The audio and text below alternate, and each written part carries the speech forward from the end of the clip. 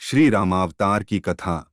भगवान श्री रामचंद्र जी ने अपने वचन के अनुसार निष्काम, दयालु 4 रूप धारण किए और चैत्र शुक्ल 9 रामनवमी को श्री अयोध्यापति चक्रवर्ती महाराज अधिराज श्री दशरथ जी के पुत्र के रूप में अवतार लिया। रानी कौशल्या के कुक्षी से श्री राम, श्री कैकेयी के कुक्षी से श्री भरत, श्री सुमित्रा के कुक्षी से श्री लक्ष्मण और शत्रुघ्न प्रकट हुए। उचित समय पर जातकर्म संस्कार, नामकरण संस्कार, चूड़ाकरण, यज्ञोपवीत आदि संस्कार बड़े आनंद से पूरे किए गए। श्री राम किशोरावस्था में प्रवेश करते हैं और इसी आनंद के बीच एक दिन श्री विश्वामित्र जी आते हैं और श्री दशरथ जी महाराज से अपने यज्ञ की रक्षा के लिए श्री राम जी और श्री लक्ष्मण जी को ले जाने के लिए कहते हैं। श्री राम और लक्ष्मण ने यज्ञ में विघ्न डालने वाले ताड़का, मारीच, सुबाहु आदि असंख्य राक्षसों का आसानी से वध कर दिया। यज्ञ निर्विघ्न संपन्न हुआ। तब श्री विश्वामित्र जी के साथ जनकपुर में श्री सीता जी का स्वयंवर देखने जाते समय श्री राम ने उस विशाल शंभूधनुष को तोड़ दिया, जिसे संसार के भातमानी योद्धा भी नहीं रोक सके, जैसे मतवाला हाथी कमल के नाल को तोड़ देता है। इसके बाद यह शुभ समाचार श्री अयोध्या भेजा गया और जब श्री दशरथ जी श्री राम के विवाह के लिए बारात लेकर आए, लेकिन चारों राजकुमारों का विवाह संपन्न हो गया। अपनी वृद्धावस्था का एहसास करते हुए श्री दशरथ जी महाराज अच्छे गुणों और सच्ची बहादुरी के साथ एक हो गए। प्रजा कल्याण के प्रेम के कारण वे प्रजा कल्याण में लगे रहने वाले अपने प्रिय, ज्येष्ठ, श्रेष्ठ पुत्र श्री राम का युवराज पद पर अभिषेक करना चाहते थे।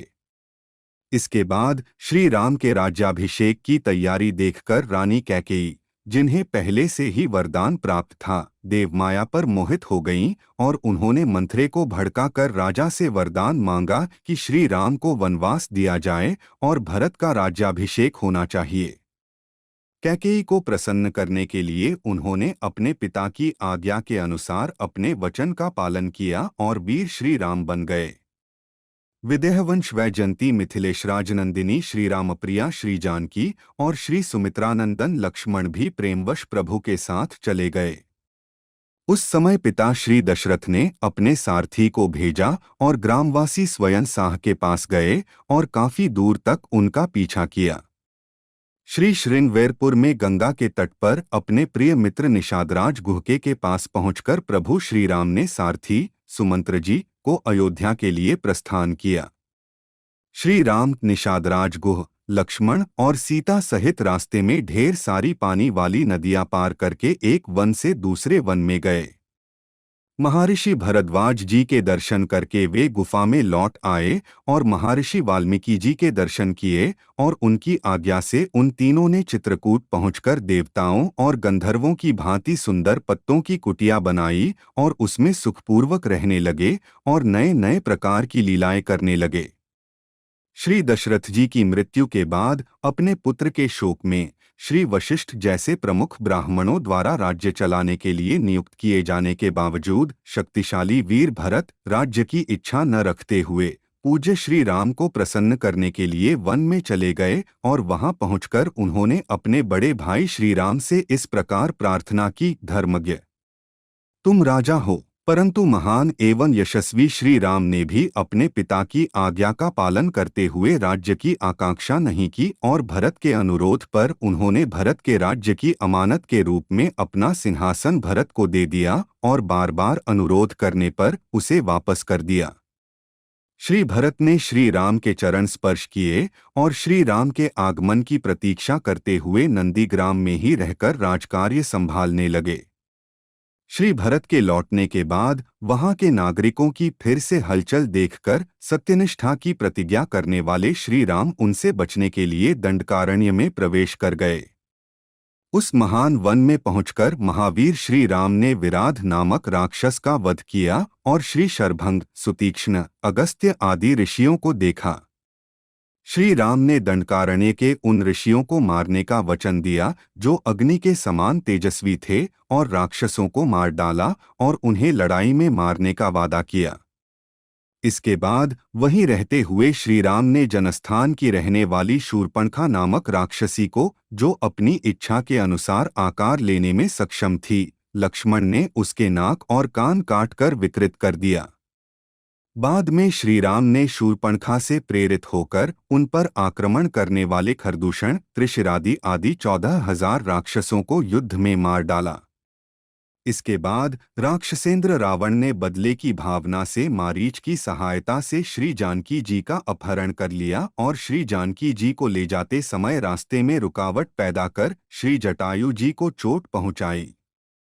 पूज्य पिता जटायु के द्वारा ही श्री राम जी को श्री जानकी जी का पता मिला था। तब उनकी गोद में अपने प्राण त्यागने वाले श्री जटायु जी का अंतिम संस्कार करने के बाद जब वे वन में श्री सीता जी की खोज कर रहे थे तो उन्हें कबंध नामक राक्षस दिखाई दिया और उन्होंने तुरंत उसे मार डाला और उसे वरदान दिया। कबंध का संकेत पाकर श्री राम परम भगवती शबरी जी के यहाँ गए। वह उनकी पूजा करता था। श्री राम ने शबरी को माता के समान सम्मान दिया, उत्कृष्ट गति प्रदान की। तब शबरी की सलाह के अनुसार उन्होंने श्री हनुमान जी से मिलकर सुग्रीव जी से मित्रता की और सुग्रीव के कथनानुसार युद्ध में बाली को मारकर श्री राम ने सुग्रीव को उसके राज्य पर आसीन किया। तब वानरराज सुग्रीव ने भी सब वानरों को बुलाकर श्री जानकी जी का पता लगाने के लिए भेजा। संपाति नामक गिद्ध का पता सुनकर महाबली श्री हनुमान जी 100 योजन चौड़े क्षार समुद्र को छलांग लगाकर पार कर गए। लंकापुरी में रावण के महल में पहुंचकर उसने अशोक वाटिका में श्री सीता जी को चिंतित देखा। तब उन्होंने विदेहनंदिनी को अंगूठी दी और उन्हें श्री राम का संदेश सुनाया और उन्हें सांत्वना देने के बाद उन्होंने बगीचे को नष्ट कर दिया और अक्षय कुमार जैसे असंख्य राक्षसों को भी मार डाला, जिसके बाद वह जानबूझकर पकड़े गए। यह जानते हुए कि भगवान ब्रह्मा के आशीर्वाद के कारण वह ब्रह्मा के पाश से मुक्त हो गए हैं, बहादुर हनुमान ने स्वेच्छा से उन राक्षसों के अपराध को सहन किया जिन्होंने उन्हें बांध रखा था। तदंतर मिथिलेश कुमारी सीता के स्थान को छोड़कर संपूर्ण लंका को जलाकर महावानर श्री हनुमान जी श्री राम को प्रिय संदेश सुनाने के लिए लंका से लौट आए और श्री राम जी की परिक्रमा करके श्री जानकी जी का पता बताया। इसके बाद श्री राम ने असंख्य वानर सेना के साथ सूर्य के समान तेजस्वी बाणों से समुद्र के तट पर समुद्र को व्याकुल कर दिया। तब नदी के देवता समुद्र ने स्वयं को प्रकट किया। तब समुद्र की सलाह पर श्री राम ने नलनील से पुल का निर्माण करवाया। उसी पुल से लंका में जाकर भगवान राम ने अपनी बाण से रावण का वध किया और श्री जानकी जी को प्राप्त किया। साध्वी सीता ने अग्नि परीक्षा दी। इसके बाद अग्नि की सलाह पर श्री राम ने श्री सीता को निष्कलंक माना। महात्मा श्री रामचंद्र के इस कार्य से देवताओं और ऋषि मुनियों सहित चराचर त्रिभुवन संतुष्ट हुए। तब सभी देवताओं द्वारा पूजे जाने पर श्री राम अत्यंत प्रसन्न हुए और राक्षस राजा विभीषण का लंका के राज्य पर अभिषेक कर स्वयं देवताओं से वरदान प्राप्त कर तथा मृत वानरों को जीवनदान देकर सभी के साथ पुष्पक विमान पर चढ़ गए। उनके साथी अयोध्या के लिए रवाना हो गए। सबको सांत्वना देने वाले सत्यपराक्रमी श्री राम ने भारद्वाज मुनि के आश्रम में पहुंचकर हनुमान जी को भरत के पास भेजा। पुनः श्री हनुमान जी से श्री अवध का समाचार पाकर भारद्वाज आश्रम से अयोध्या के लिए प्रस्थान किया।